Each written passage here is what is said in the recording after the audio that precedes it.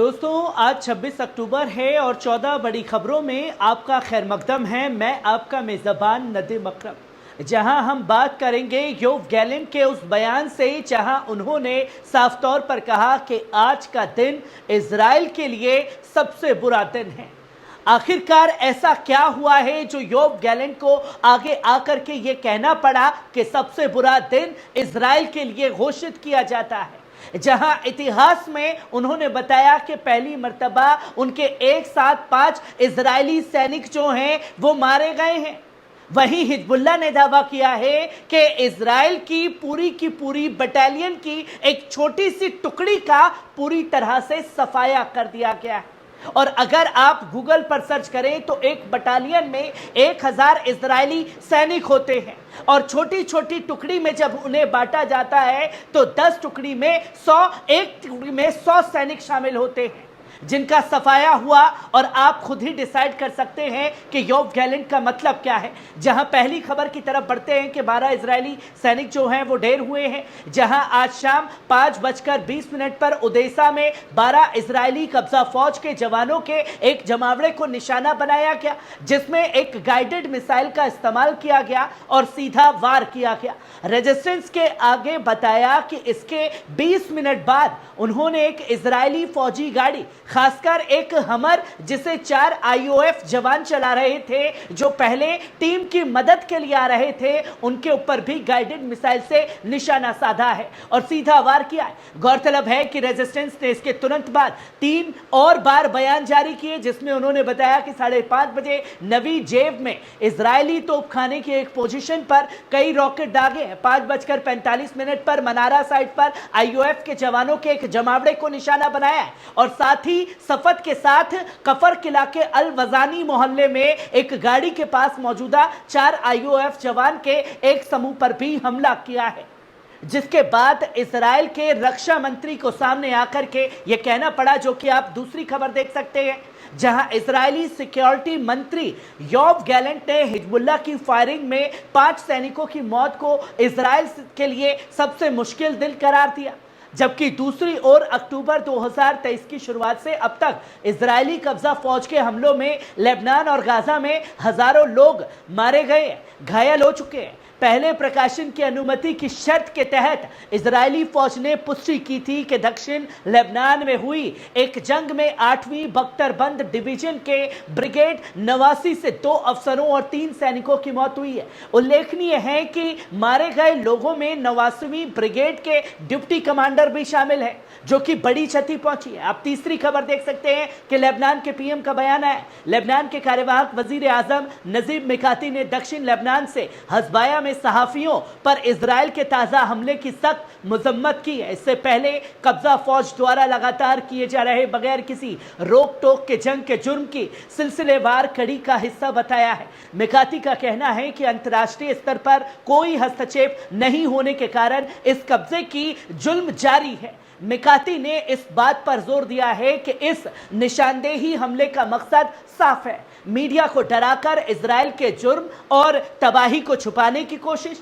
वजीर आजम ने खुलासा किया है कि उन्होंने लेबनान के वजारत खारजा और प्रवासियों के मंत्रालय को हिदायत दी है कि इस नए जुर्म को इजराइल के दर्ज किए गए जुर्मों में शामिल किया जाए, जिन्हें मुनासिब आलमी इदारों के सामने पेश किया जाएगा, इस उम्मीद के साथ कि आलमी ज़मीर इन जुल्मों को रोकने के लिए एक अहम कदम उठाएगी। वहीं आप चौथी खबर देख सकते हैं कि 48 घंटे में कई इजरायली सैनिक गजा और लेबनान में मारे गए हैं, जहां इजरायली मीडिया ने रिपोर्ट किया है कि पिछले 48 घंटे में दक्षिण लेबनान में इस्लामी रेजिस्टेंस के साथ हुई झड़पों के दौरान तकरीबन दर्जों इजरायली कब्जा फौज के सैनिक मारे गए हैं। इजरायली कब्जा फौज के प्रवक्ता ने इस बात की तस्दीक की कि कल से आज तक दक्षिण लेबनान में 5 सैनिक गंभीर रूप से घायल हुए हैं। वहीं प्रकाशन की अनुमति की शर्त के तहत इजरायली फौज ने इस बात की तस्दीक की कि कल रात दक्षिण लेबनान में हुई एक जंग के दौरान उनके 2 अफसर और 3 सैनिक मारे गए हैं। उल्लेखनीय है कि मारे गए लोगों में 89वीं ब्रिगेड के डिप्टी कमांडर भी शामिल थे। इसके अतिरिक्त इजरायली रिपोर्ट ने यह बताया है कि कल मारे गए सभी 5 सैनिक 89वीं ब्रिगेड की 8वीं बख्तरबंद डिवीजन से ताल्लुक रखते थे, जो कि एक बड़े अफसर को भी ढेर करने का काम हिजबुल्लाह ने किया। वहीं आप 5वीं खबर देख सकते हैं कि हिजबुल्लाह ने ठुकराया इजराइल का प्रस्ताव। जी हां, हाल ही में अल मायदीन को दिए गए एक बयान में एक वरिष्ठ फिलिस्तीनी अधिकारी ने खुलासा किया कि हमास ने इजराइल की उस रणनीति को खारिज कर दिया है जिसमें वह गजा से मुकम्मल जंग या वापसी के बजाय हिस्सों में समझौते की कोशिश कर रहा है। अधिकारी ने इस बात की तस्दीक की है कि कब्जा प्रशासन कुछ कैदियों की रिहाई के बदले में कुछ दिनों की शांति और कुछ फिलिस्तीनी बंदियों को रिहा करने का प्रस्ताव दे रहा है। अधिकारी ने इस बात पर जोर दिया है कि इन कारणों से हमास इन आंशिक समझौतों को ठुकरा दिया है, ये कहते हुए कि ये प्रस्ताव रेजिस्टेंस की असल मांगों को पूरा नहीं करते हैं, जिनमें मुकम्मल जंगबंदी और गजा पट्टी से पूरी वापसी शामिल है। वहीं आप छठी खबर देख सकते हैं कि यमन के अंसारुल्लाह का बड़ा बयान सामने आया है, जहां यमन अंसारुल्लाह तहरीक के leader Syed Abdul Malik Badruddin al Houthi ने इस्लामी दुनिया के लिए एक अहम नुकसान पर जोर दिया है, जब हिजबुल्लाह के एग्जीक्यूटिव काउंसिल के सदर सैयद हाशिम सफीउद्दीन शहीद हुए। उन्होंने यकीन दिलाया कि इजरायली कब्जा फौज की इन नुकसानों का फायदा उठाने की कोशिश पूरी तरह से नाकाम रहेगी। सैयद अल हूती ने कहा कि ऐसे नाजुक वक्त में लीडरों का खोना उम्मा के लिए एक बड़ा नुकसान है, लेकिन यह भी कहा कि कब्जा करने वाली हुकूमत के मंसूबे इसको इस्तेमाल करने के एक ख्वाब से ज्यादा कुछ नहीं है। उन्होंने शहीद सैयद सफीउद्दीन की खिदमात की तारीफ की और उन्हें एक महान जिहादी और शहीद करार दिया है, जिनकी भूमिका इजरायली दुश्मनों के खिलाफ जद्दोजहद में बेहद अहम थी। सैयद अल हूती ने सभी रेजिस्टेंस फ्रंट्स की सख्त इदारों को सलाम किया है और कहा है कि वे शऊर, बसीरत और ईमान के साथ खुदा के रास्ते पर चलने का परचम उठाए हुए हैं। उन्होंने खासतौर पर लेबनान में लड़ाकों की मजबूती की भी तारीफ की है और कहा है कि इस मरहले पर लेबनानी फ्रंट पर जंग लड़ने वाले मुजाहिदीन की स्थिति बहादुरी 2006 की जुलाई जंग में उनके मजबूत इरादों से भी कहीं ज्यादा है। वहीं आप 7वीं खबर देख सकते हैं कि जुमे के दिन भी गाजा पर बमबारी जारी रही है। इस बात का खुलासा अल मायदीन के रिपोर्टर ने किया है और बताया कि पिछले 20 दिनों में उत्तरी गाजा में इजराइल की बेकाबू और निरंतर घेराबंदी और नरसंहार के दौरान 1000 से ज्यादा फिलिस्तीनी शहीद हो गए हैं। आज ही के दिन इजरायली कब्जा फौज ने बैत लाहिया में आम नागरिकों के घरों पर बमबारी कर एक कत्लेआम किया, जिसमें 20 अमेरिकी नागरिक शहीद हो गए हैं,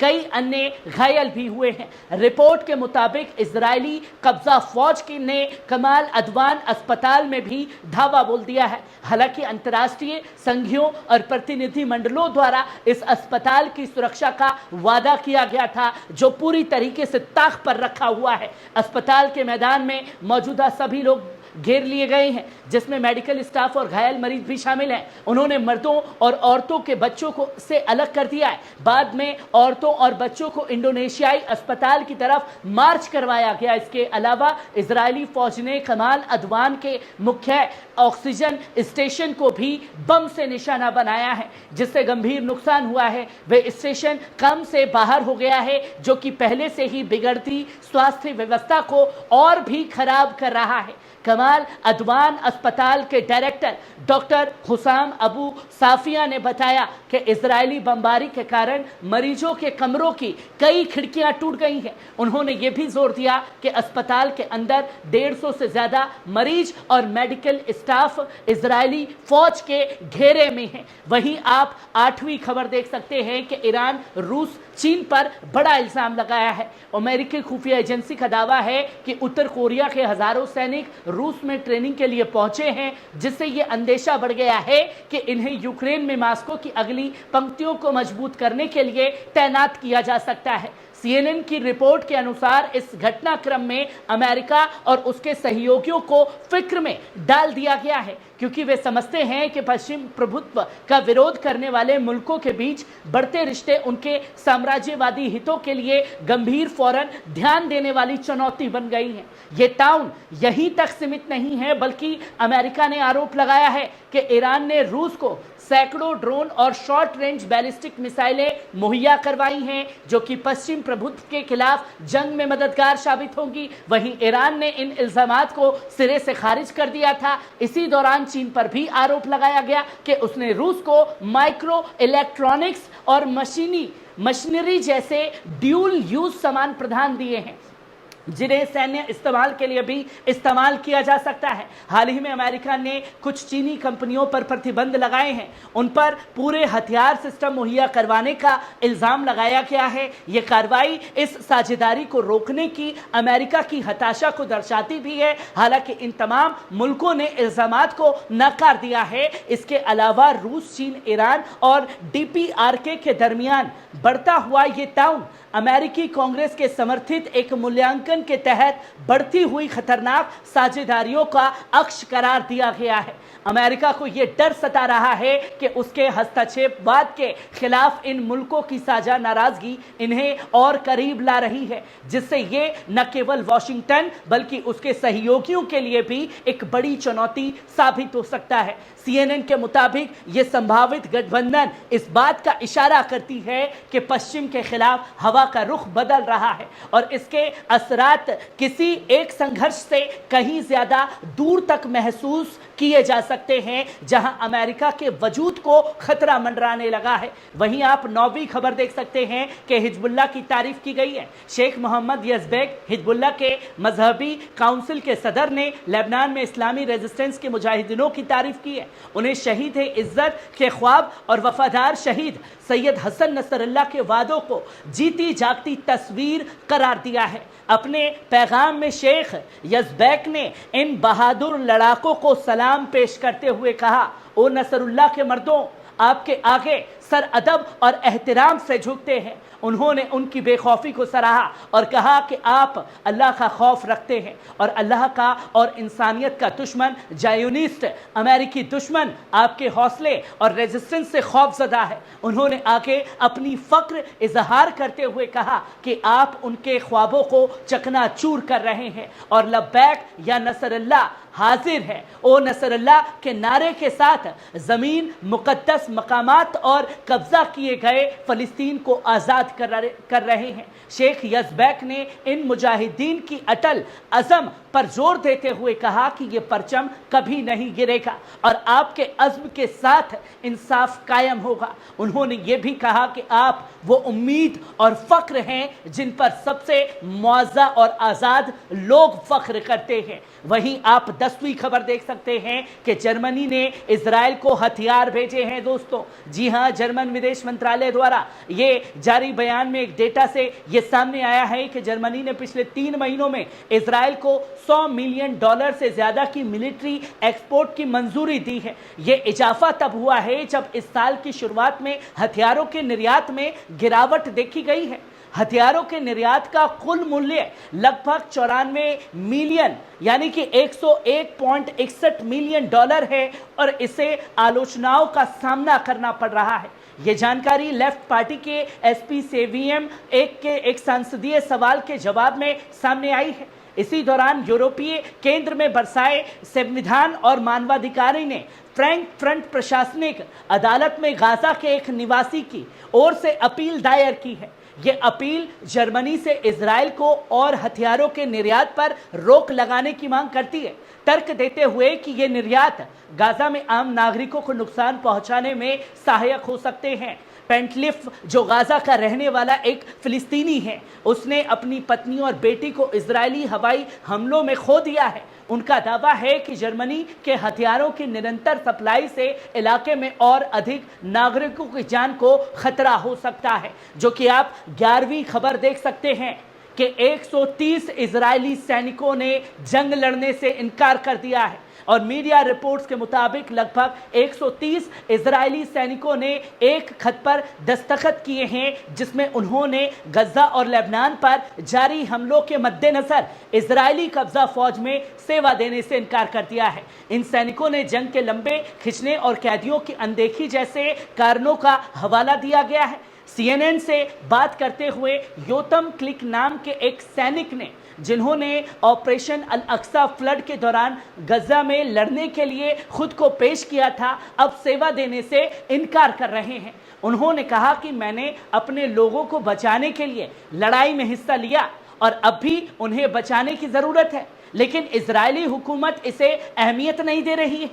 CNN के अनुसार योतम ने गजा में 2 दौर की सेवा पूरी कर ली है, लेकिन अब उनका कहना है कि अगर फिर से आदेश दिया गया तो वे वहां नहीं जाएंगे। उन्होंने कहा कि सैन्य कार्रवाई कुछ मामलों में जायज है, लेकिन इसे केवल सियासी हल तक पहुंचाने का एक जरिया होना चाहिए क्या? योतम ने कहा है कि गाजा में तबाही और भी संगीन होती जा रही है, फिलिस्तीनियों की जिंदगी मुश्किल होती जा रही है और इजरायली कैदियों की जिंदगी भी मुश्किल होती जा रही है। खत पर दस्तखत करने वाले सैनिकों ने अपनी वापसी की शर्त यह रखी है कि गजा में इजरायली कैदियों की वापसी के लिए एक समझौता किया जाए। उन्होंने कहा कि हम में से कुछ के लिए ये हद पहले ही पार हो चुकी है और दूसरों के लिए ये तेजी से करीब आ रही है। वे दिन जब टूटे हुए दिलों के साथ हम सेवा के लिए रिपोर्ट करना बंद कर देंगे।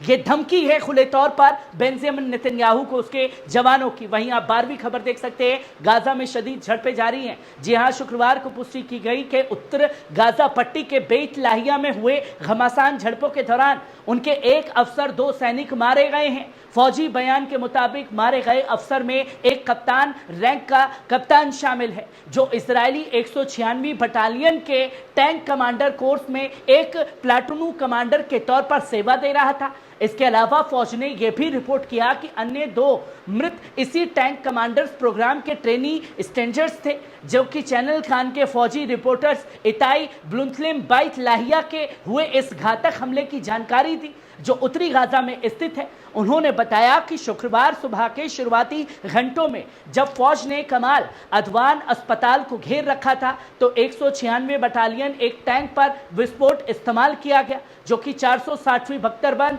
डिवीजन का एक अहम हिस्सा था।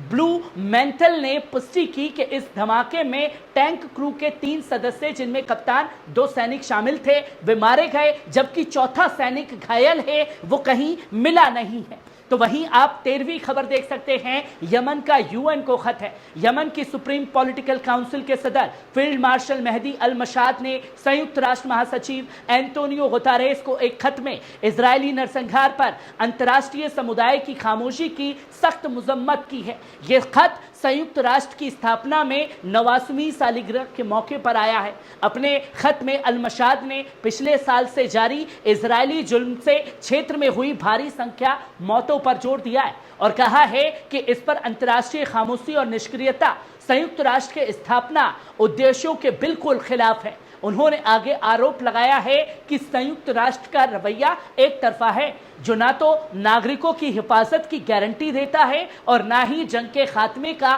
कोई ठोस कदम उठाता है, जिससे इस संगठन पर एतमाद को नुकसान पहुंचाया जा सके। अल मशाद ने संयुक्त राष्ट्र की बेफिक्री की कड़ी आलोचना करते हुए लेबनान और फलस्तीन के खिलाफ हमलों को खत्म करने की मांग की है और इसराइल को एक दहशतगर्द तंजीम के तौर पर ऐलान करने की भी गुजारिश की गई है। वहीं आप 14वीं और आखिरी खबर देख सकते हैं कि ईरान यूएन पर भड़का है। जी हां, ईरान के संयुक्त राष्ट्र में सफीर अमीर सईद इरवानी ने लेबनान में ईरानी नागरिकों पर इजरायली हमलों की सख्त मजम्मत की है। इसे न सिर्फ लेबनान की खुद मुख्तारी बल्कि अंतर्राष्ट्रीय कानून का भी खुला उल्लंघन करार दिया है। संयुक्त राष्ट्र महासचिव एंटोनियो गुतेरेस और सुरक्षा परिषद के अध्यक्ष संबोधित करते हुए इरवानी ने लेबनान के जुनी कस्बे में एक ईरानी महिला और उनके लेबनानी शौहर की हत्या का तफसील से जिक्र किया और 19 अक्टूबर को एक इजरायली हमले की जुनी ईरानी डॉक्टर और 5 बच्चों की मां मुसेमोए करबासी और उनके लेबनानी पति की गाड़ी को निशाना बनाया। पहले हमले में असफल होने के बाद मौसमी करवासी और उनके शौहर गाड़ी से बाहर निकलकर हाईवे और आम नागरिकों से दूर एक खेत की तरफ बढ़े, लेकिन वहां भी उन्हें दूसरे हमले का शिकार बनाया गया, जिससे उनकी शहादत हो गई। इरवानी ने कहा कि ये बेरहम हमला जो निगरानी कैमरों में कैद हुआ है और मीडिया में प्रसारित हुआ है, नागरिक जीवन और अंतर्राष्ट्रीय कानूनी उसूलों के प्रति बेशर्मी की इंतहा को उजागर करता है। जो कि ये 14 बड़ी खबरें आप लोगों के सामने थी, जिसमें यह साफ तौर पर दिखाया है कि यूएन के ऊपर सवाल खड़े होने लगे हैं और कैसे इजराइल को बड़े सैनिकों का नुकसान हो रहा है।